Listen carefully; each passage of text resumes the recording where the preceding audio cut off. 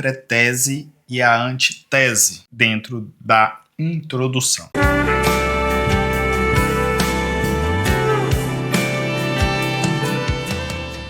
Amém? Estamos de volta agora com a pretese e a antitese.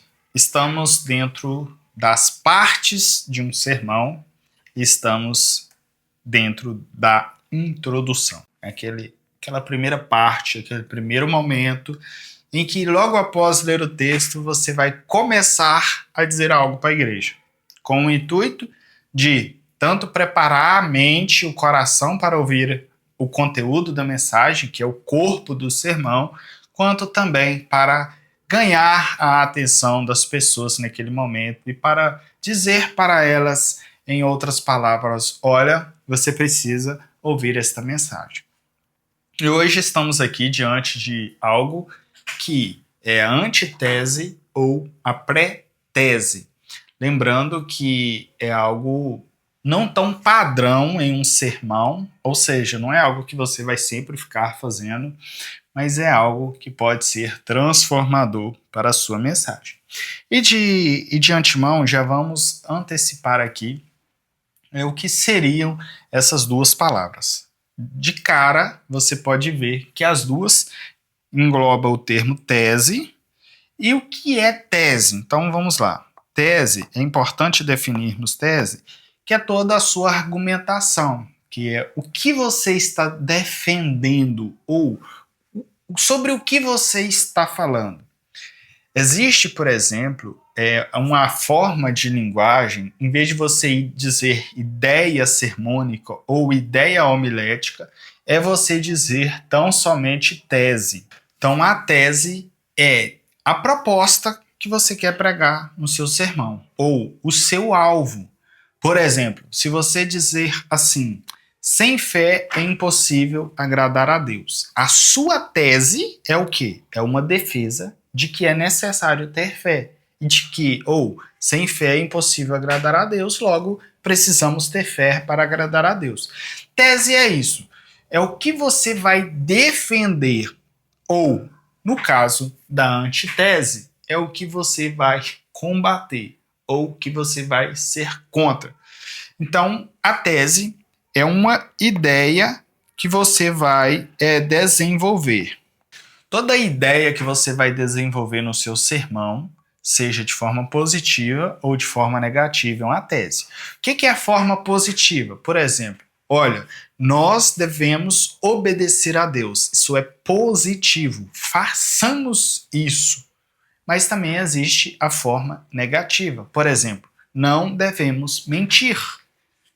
Mentira não agrada a Deus. Não devemos mentir. Não devemos. Não é negativo. O que não devemos fazer é uma forma negativa. O que devemos fazer é uma forma positiva. E aqui já fica uma dica para o seu sermão também. Dê sempre prioridade para coisas positivas. Digamos que o seu tópico é assim, não fale mentiras. Fernando, mas eu quero falar sobre isso. Tiro o não e coloco o sim. Fale verdades. Fale somente a verdade. Tenha palavra. Ok? Devemos ser mais apegados ao positivo, ao que devemos fazer, a como devemos fazer.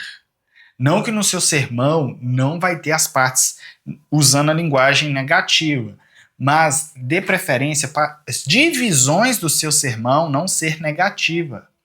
Porque se você ficar usando partes negativas, para a mente da pessoa é pior, porque quando ela lembrar do negativo, às vezes ela deturpa a opção. Digamos que você fala assim, não olhe para a mulher do seu vizinho. Não olhe para a mulher do seu vizinho. E a pessoa está escutando aquilo. Só que ela pode esquecer ou não. Ela pode ficar aqui na cabeça. Olhe para a mulher do seu vizinho. Olhe para a mulher do seu vizinho. E aquilo pode reverter, gerar até algo que vai atrapalhar a mente daquela pessoa. Agora, se você dissesse a seguinte afirmação: olhe somente para a sua mulher. Veja apenas a mulher da sua mocidade. Dê olhos apenas para a mulher que Deus escolheu para passar a vida ao seu lado. É diferente.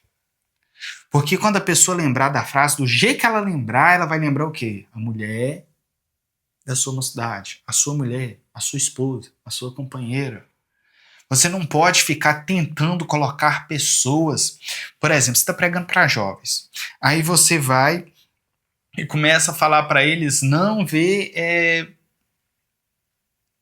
imagens ilícitas. Vou falar o nome assim, oficial, não. Não vejo imagens ilícitas. Talvez tem jovem ali que está vendo e que você, de fato, a mensagem vai dizer para ele não fazer. Ele vai até entender. Mas você tem que entender o seguinte. Você tá lá só falando, jovem, você não pode ver imagem ilícita, vocês estão vendo coisa errada. Aí tem um jovem que nunca viu. Ele tá assim, que coisa errada é essa aqui? Tá todo mundo vendo, só eu que não tô vendo. O seu sermão vai ter um efeito contrário. Ele vai sair dali curioso. O que será que esse povo tá vendo? O que será que eles querem tanto ver assim? Por que será que eles nem conseguem deixar de ver? Será que é bom? O que será que é? Como que é? Aí vai, que negócio é esse? Você deu efeito contrário. Então nós temos que ter cuidado para não plantar, nós chamamos de gatilhos. Às vezes sua palavra pode ser apenas um gatilho para a mente da pessoa. Então, mas vamos lá. Aqui foi uma dica extra de você não usar, tentar ao máximo não usar linguagens negativas, use positivas. Ao invés de você dizer criança, não chupe esse pirulito todo sujo.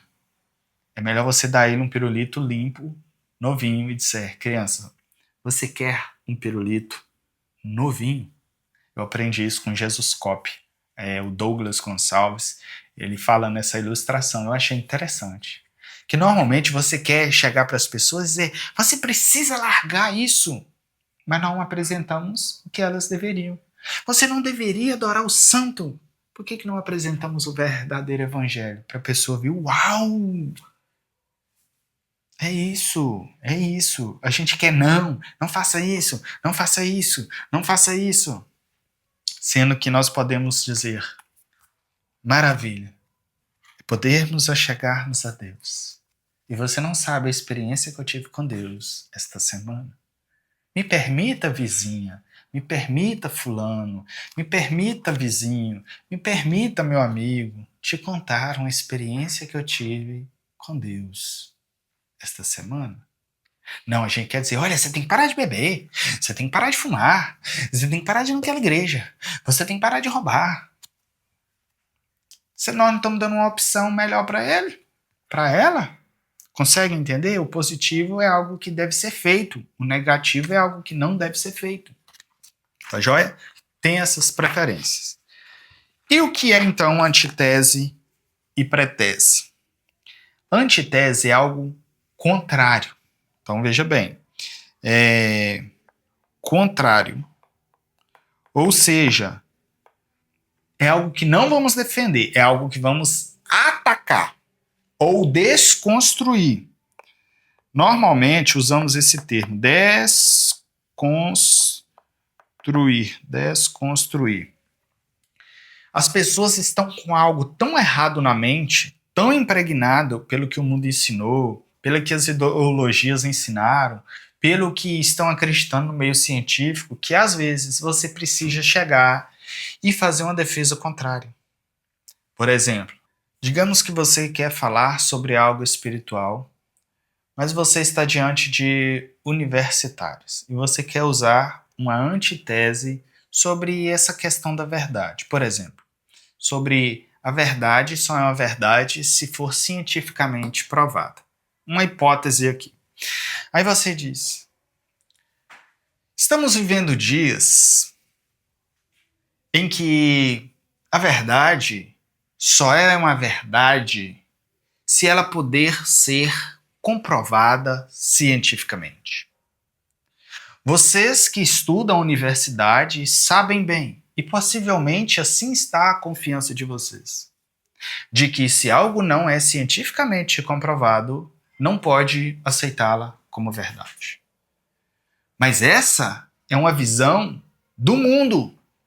Esta é uma visão dos descrentes.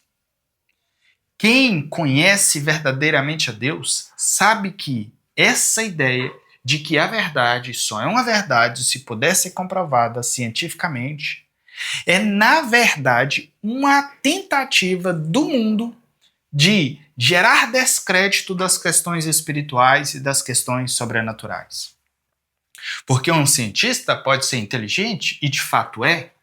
Inclusive, foi Deus que levantou eles para que, de algum modo, nos ajudasse com descobertas e com pesquisas. Mas, contudo, nenhum cientista jamais poderia investigar e sondar as questões espirituais.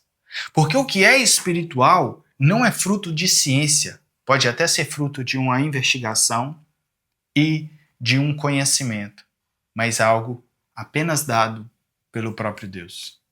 Somente se Deus decidir desvendar um mistério, somente se Deus decidir revelar, somente assim um homem poderá saber uma verdade espiritual.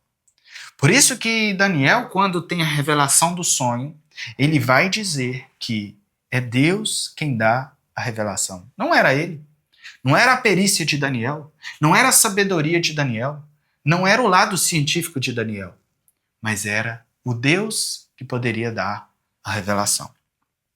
E essa tentativa do mundo de implantar em nossa mente que, se uma verdade não foi comprovada cientificamente, na verdade o que eles querem dizer é que o evangelho está sendo contestado, que as verdades bíblicas estão em julgamento. Mas, na verdade, isso não tem nada a ver com ser ou não ser verdade. Porque bem sabemos que a palavra de Deus é verdade. E que essa ideia maligna, satânica, do mal para tentar deturpar a verdade bíblica não passa de uma armação. Uma armação que veio para destruir vidas. Mas aqui no nosso meio ela não entra, porque nós sabemos que a palavra de Deus é uma verdade. E que essa ideia, que essa proposta que foi lançada no meio secular, de que é a ciência que vai validar o que é verdade ou o que não é, isso não passa de uma farsa humana e que não tem crédito no nosso meio.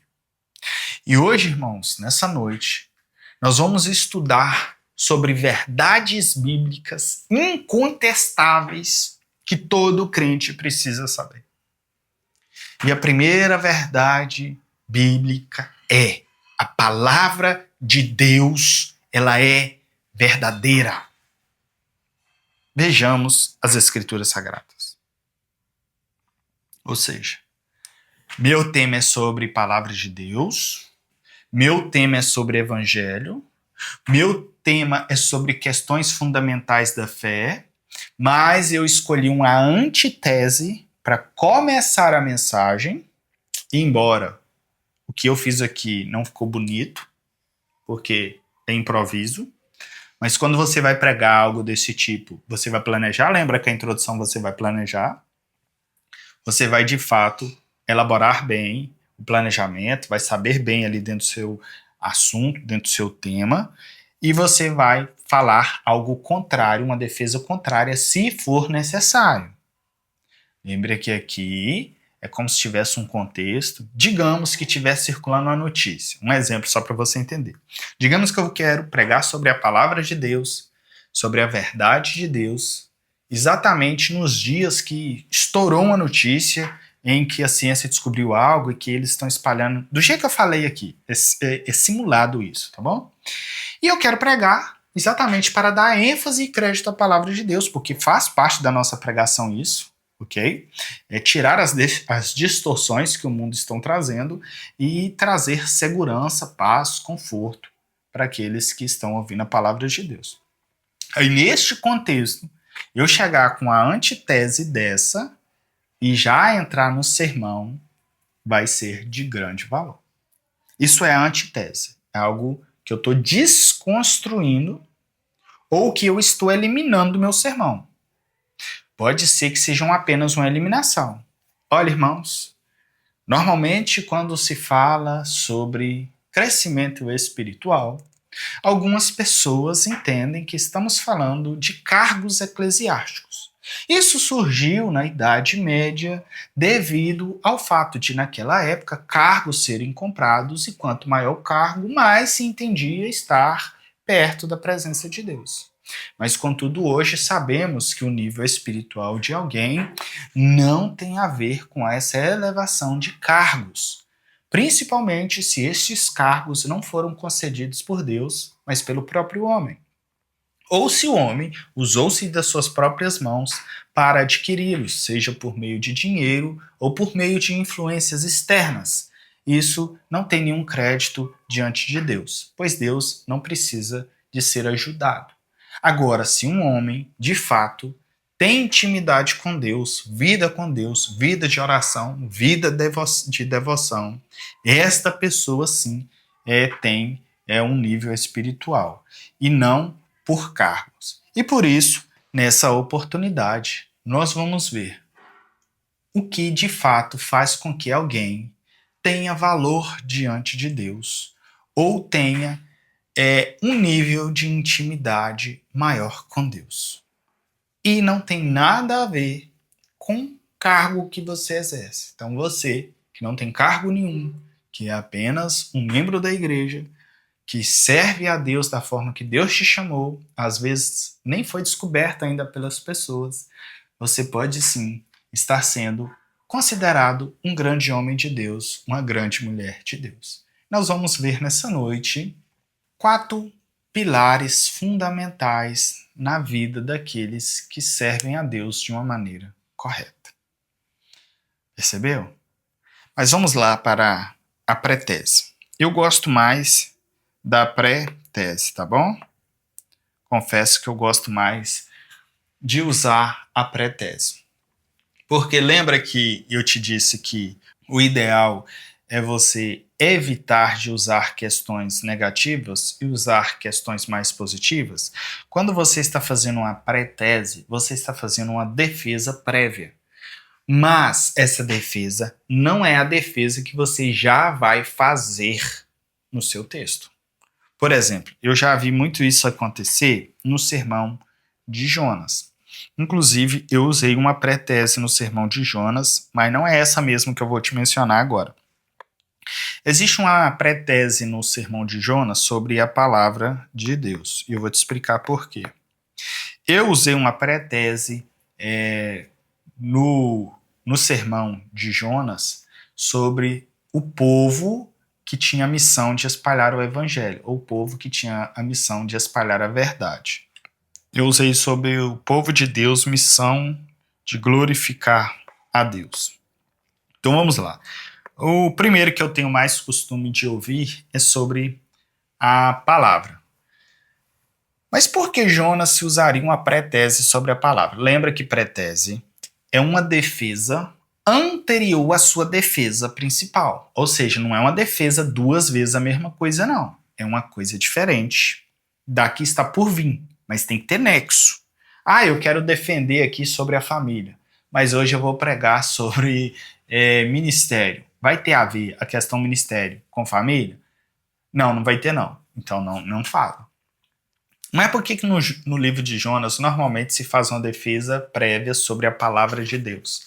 É porque o livro de Jonas é um livro que é muito contestado como podendo ser não 100% real.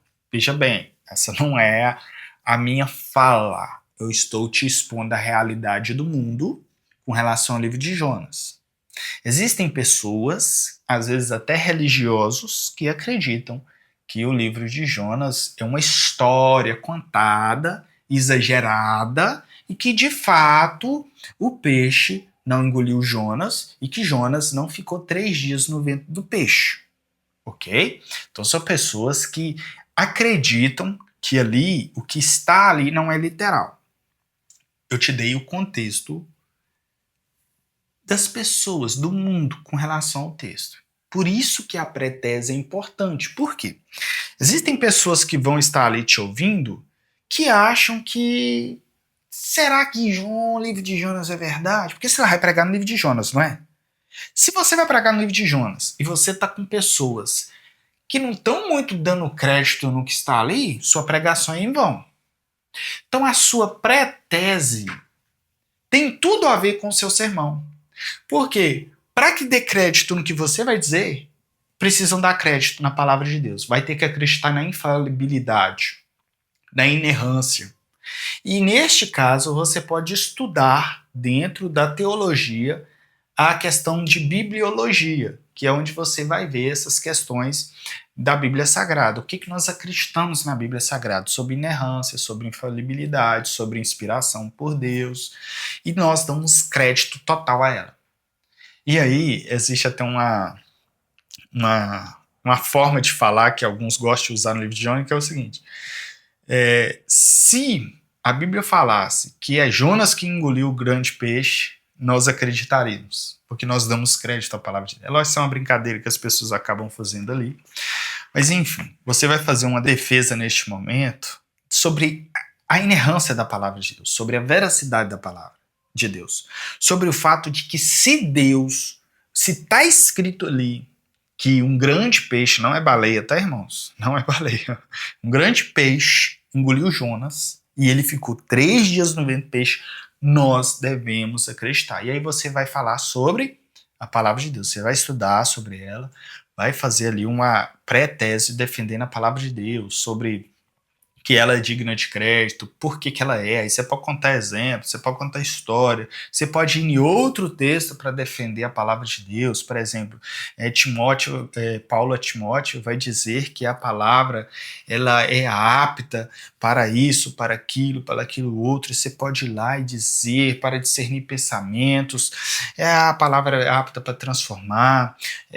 Quem tem sonho e quem tem a palavra, é mais importante a palavra do que o sonho. Você pode pegar Jesus respondendo, se não me engano, aos saduceus: errais não conhecendo a palavra nem o poder de Deus, porque neste texto, ó, pra você ver, nós poderíamos fazer aqui uma pré-tese da palavra e poder de Deus. Já que eu pensei nela agora, eu vou anotar ela antes que eu esqueça. Ó, palavra e poder de Deus. Porque para você acreditar no que está escrito no livro de Jonas, você não só tem que acreditar na palavra, você tem que acreditar no poder de Deus. Palavra e poder. É o que Jesus respondeu: errais não conhecendo a palavra nem o poder de Deus. Tem gente que conhece a palavra, eu conheço, mas não acredita no poder. Então acha que Deus não pode operar aqueles milagres, acha que Deus não age daquela maneira. Tem gente que só acredita no poder. Não, Deus vai fazer tudo, e não conhece a palavra. Tá até acreditando que Deus vai fazer coisas que nega a ele próprio, e Deus não faz isso. Deus, por exemplo, não vai separar um casal para casar você e separar você e matar seu marido. Não existe isso. Isso não é propósito de Deus. Nunca vai acontecer. Nunca na vida. Deus nunca vai fazer isso.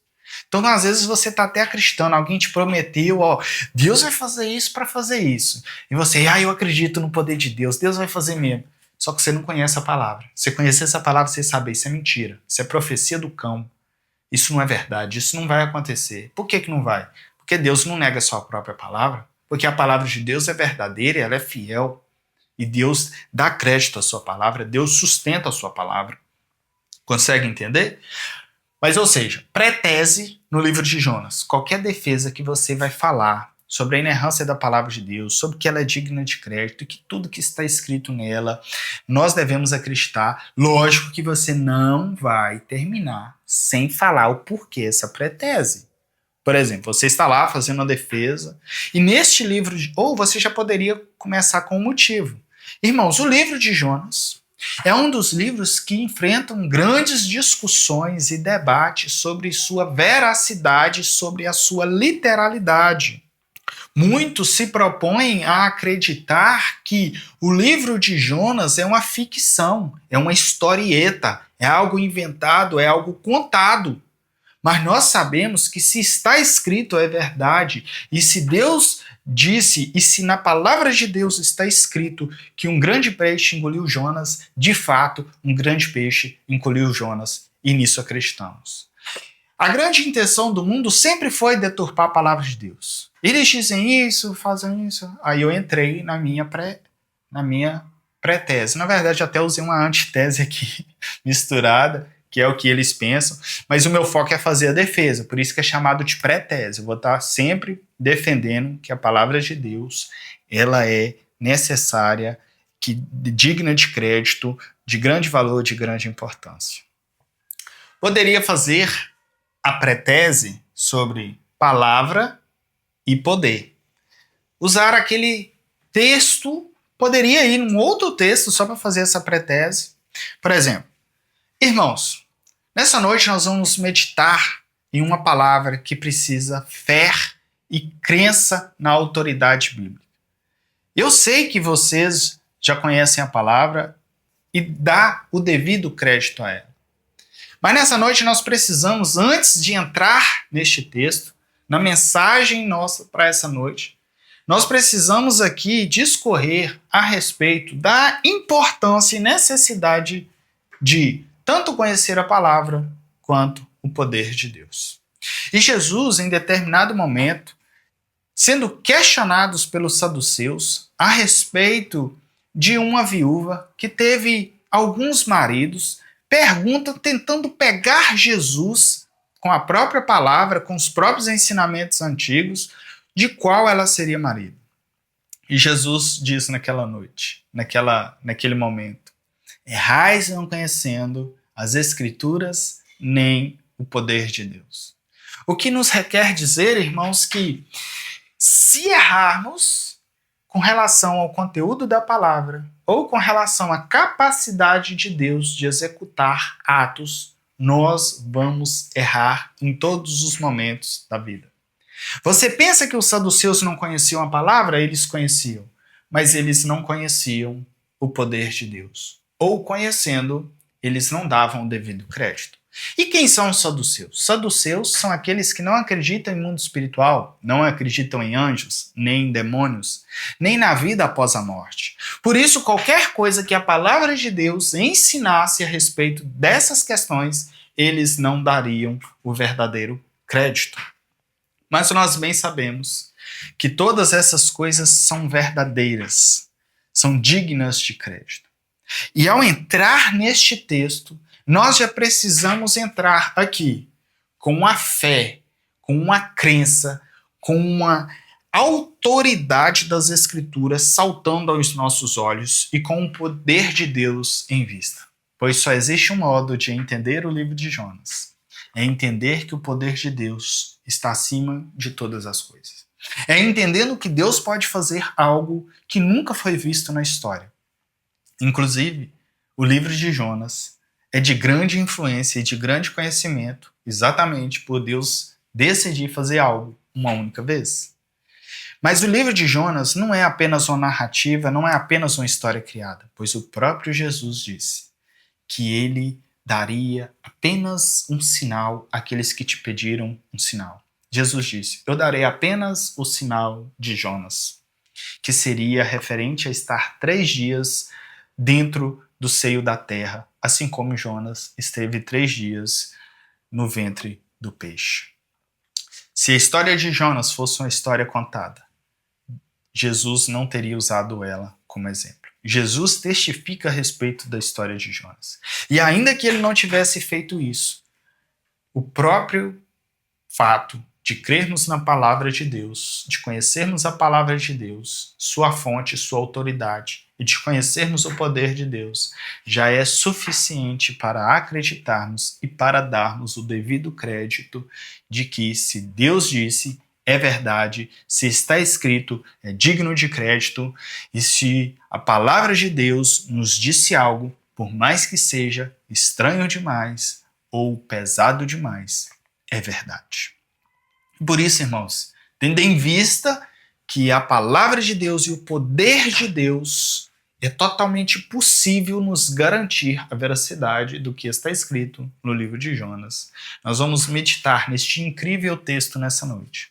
E vamos aprender lições importantíssimas sobre as fases na vida de Jonas. para que nós possamos identificar essas fases em nossas vidas e em nosso ministério, e assim podermos seguir nossa caminhada de uma forma agradável e satisfatória diante de Deus. Amém?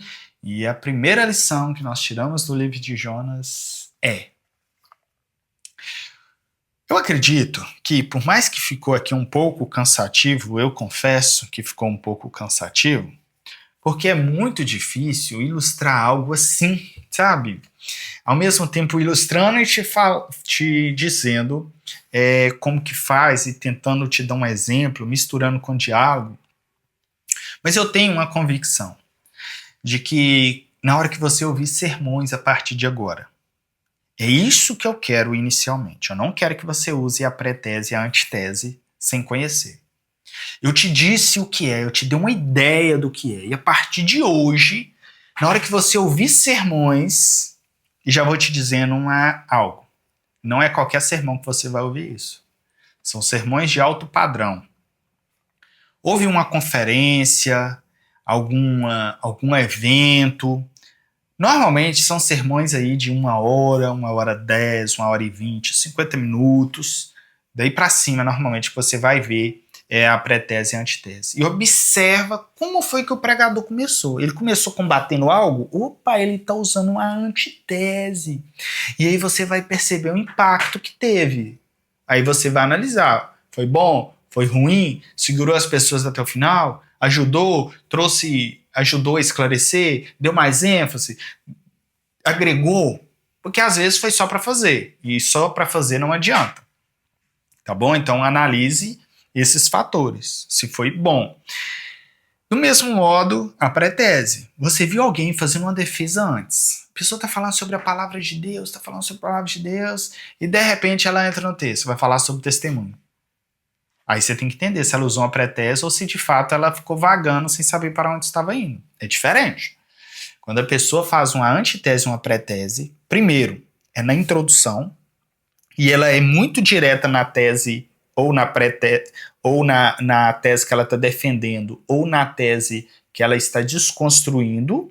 Ela é muito enfática naquilo, e você vê a hora que ela sai, a hora que ela abandona aquilo, a hora que ela muda para o corpo do sermão e ela abandona aquela antitese e aquela pré-tese. Essa, diferente da ilustração, não acompanha o seu sermão. Você não vai ficar retomando aquela ideia, não.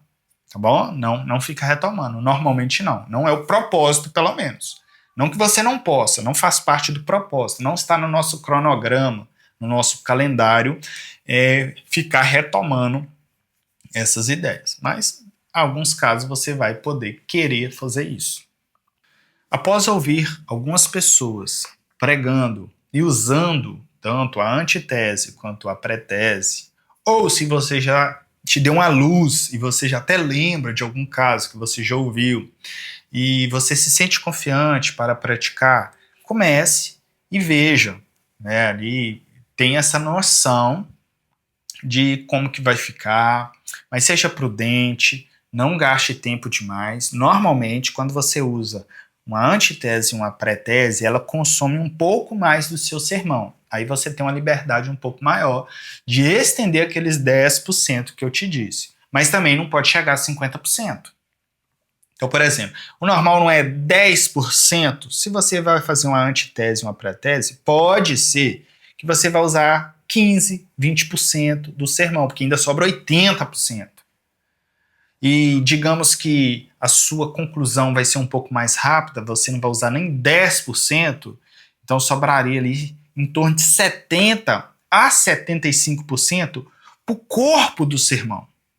Agora, se você, eu vou usar uma antitese e eu vou ir até o meio do sermão, eu tenho 40 minutos para pregar e quando tiver com 20, 25 minutos eu vou começar o sermão. Não faça isso, não dá certo, vai ter efeito contrário, vai ficar cansativo, as pessoas vão achar que você está enrolando e elas não vão te ouvir mais. Na hora que você entrar no sermão, em vez de você ter preparado o coração, na verdade você congelou os corações. Então lembra, introdução ela não vai perder o propósito, ela é para abrir o coração, para chamar a atenção, para preparar a mensagem.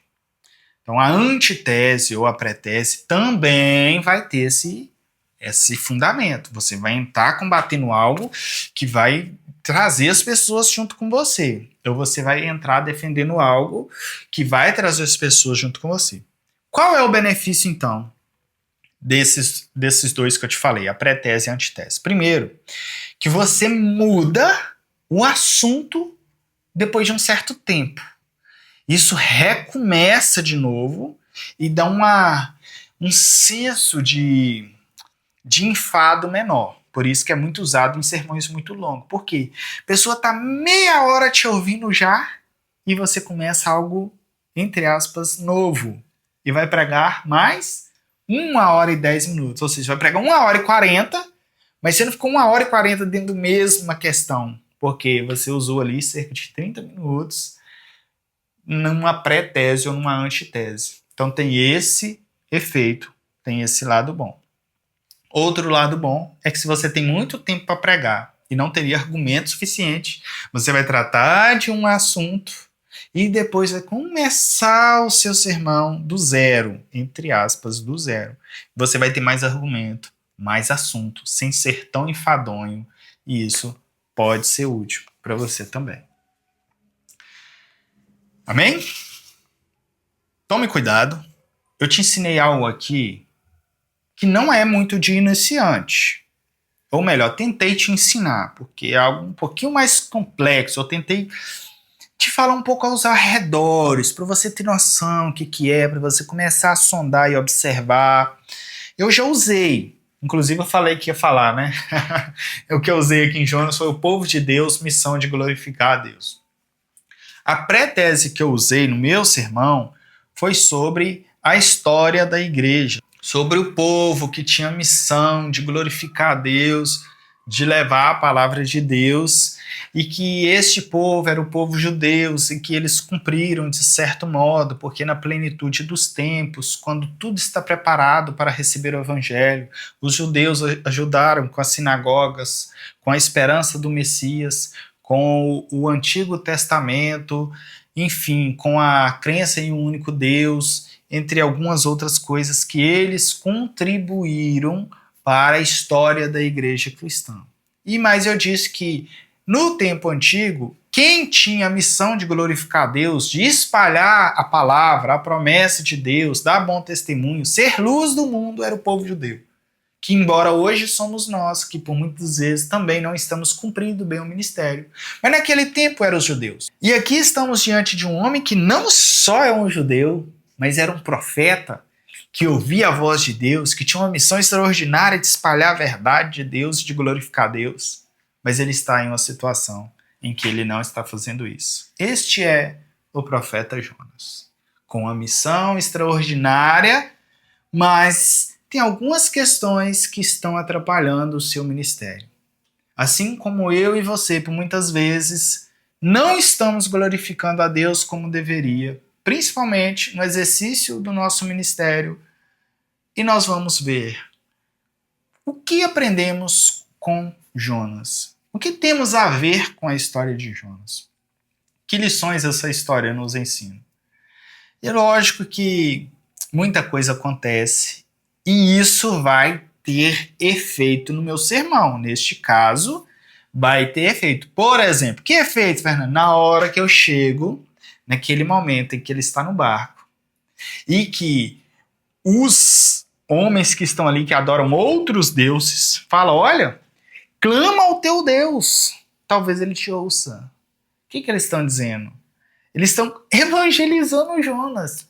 Eles estão falando, meu filho, ora. Agora a pergunta é, eles é que deveriam falar para Jonas orar? Eles é que deveriam... Por que Jonas não prega para eles? Por que Jonas não fala assim, olha, vocês estão orando a Deus que não ouve? Vocês nunca serão ouvidos. Por que Jonas não prega para eles? Porque Jonas não está, neste momento, cumprindo a missão. Jonas não está glorificando a Deus. Jonas está fugindo de Deus. E aqueles homens ímpios dão uma lição de moral em Jonas. Jonas tem coragem de falar, eu sou servo do Deus Altíssimo. O Deus que criou os céus, a terra e o mar. Os navegantes deu mais crédito e mais temor a Deus do que Jonas. Eles estão dando mais testemunho do que Jonas. Mas Jonas pertencia ao povo que deveria dar testemunho, que deveria dar exemplo, que deveria glorificar. Então perceba que quando eu fiz a minha pré-tese, ela vai influenciar meu sermão inteiro. Porque neste caso meu, eu posso usar ela para dar ênfase.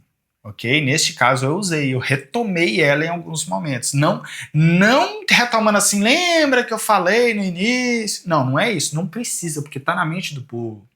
Quando eu digo, este homem que é um profeta, que pertence ao povo, que tinha uma missão especial diante de Deus, não está cumprindo o chamado, porque não está em condição de servo de obediência. Porque aí fica fácil de eu aplicar. Aí fica fácil de dizer, olha, se eu e você não estivermos debaixo da vontade de Deus, nós não temos coragem de evangelizar ninguém. Assim como Jonas não tem coragem de falar nada com quem está no barco, clamando a outros deuses, nós também não temos condição nenhuma de falar com quem está adorando a outros deuses. E tem mais. E aí, neste caso, eu até contei algo que acontece comigo. No meu próprio trabalho, algumas pessoas me chamaram a atenção de algumas coisas que eu falei, é verdade. Isso é uma verdade minha dentro do evangelho. Mas são ímpios, igual essas pessoas estão dando uma lição de moral em Jonas. E eles não pertencem àquele povo maravilhoso escolhido por Deus. Então existem pessoas que estão fora da igreja nos ensinando algo. Existem pessoas que estão fora da igreja dizendo para mim e para você coisas que nós precisamos mudar.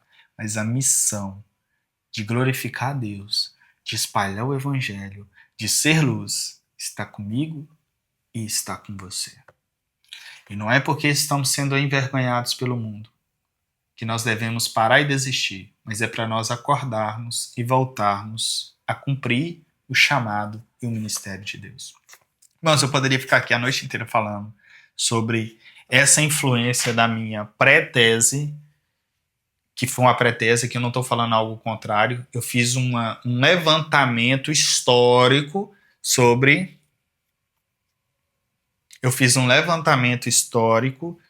a questão do povo de Deus, a missão deles e a contribuição deles na história da igreja. Amém? A intenção era essa. Espero que vá poder dar fruto na vida de vocês. Observem primeiro, para que vocês saibam de fato como que isso acontece. E eu espero sim que vocês colham frutos e frutos maravilhosos da parte de Deus na vida de vocês. Deus abençoe sua casa, seu ministério, seus estudos. Deus te dê condições financeira, espiritual, mental. Dê paciência também, sabedoria e graça. Senhor nosso Deus e Pai, nós te clamamos por nossas vidas, pois somos falhos e pecadores e somos dependentes do Senhor. Meu Deus, às vezes nós não agimos da forma correta, às vezes, ó Deus, somos imprudentes, somos falhos. Clamamos pela Tua graça e nos ajuda, para que sempre que nos propormos a pregar a Tua palavra, o Senhor fale por meio de nós, apesar da nossa limitação. Nós te agradecemos e te pedimos, Pai, em nome de Jesus. Amém.